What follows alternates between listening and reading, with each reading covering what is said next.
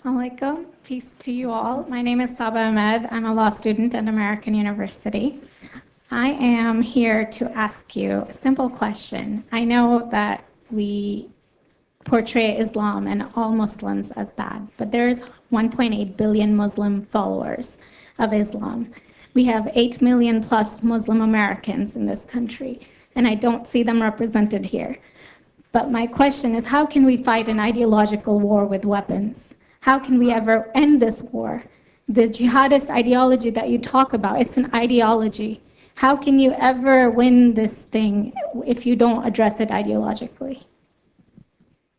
Great question. I am so glad you're here, and I am so glad you brought that up because it gives us an opportunity to answer.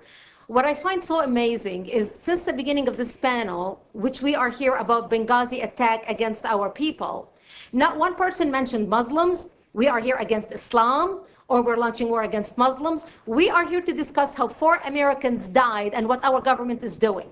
We were not here to bash Muslims. You were the one who brought up the issue about most Muslims, not us. And since you brought it up, allow me to elaborate with my answer. There are 1.2 billion Muslims in the world today. Of course, not all of them are radicals. The majority of them are peaceful people. The radicals are estimated to be between 15 to 25%, according to all intelligence services around the world. That leaves 75% of them peaceful people. But when you look at 15 to 25% of the world Muslim population, you're looking at 180 million to 300 million people dedicated to the destruction of Western civilization. That is as big of the United States. So why should we worry about the radicals, 15 to 25%?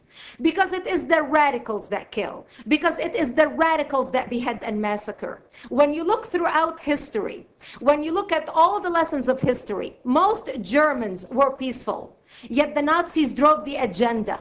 And as a result, 60 million people died. Almost 14 million in concentration camps. 6 million were Jews. The peaceful majority were irrelevant. When you look at Russia, most Russians were peaceful as well.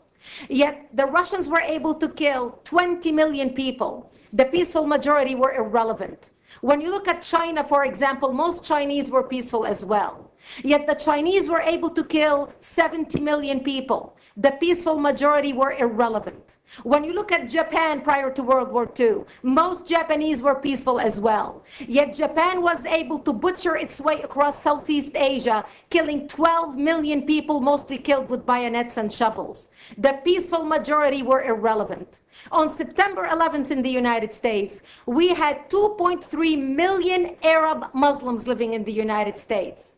It took 19 hijackers, 19 radicals to bring America down to its knees, destroy the World Trade Center, attack the Pentagon, and kill almost 3,000 Americans that day. The peaceful majority were irrelevant. So for all our powers of reasons and us talking about moderate and peaceful Muslims, I'm glad you're here. But where are the others speaking out? And since you are the only Muslim representative,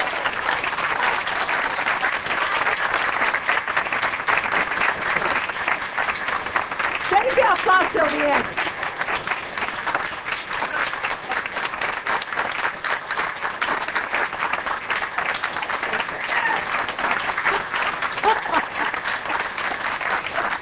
Thank you. And since you're the only Muslim representative in here, you took the limelight instead of speaking about why our government, and I assume, are you an American? You're an American citizen. So as an American citizen, you sat in this room, and instead of standing up and saying a question or asking something about our 4 Americans that died and what our government is doing to correct the problem, you stood there to make a point about peaceful, moderate Muslims. I wish you brought 10 with you to question about how we can hold our government responsible.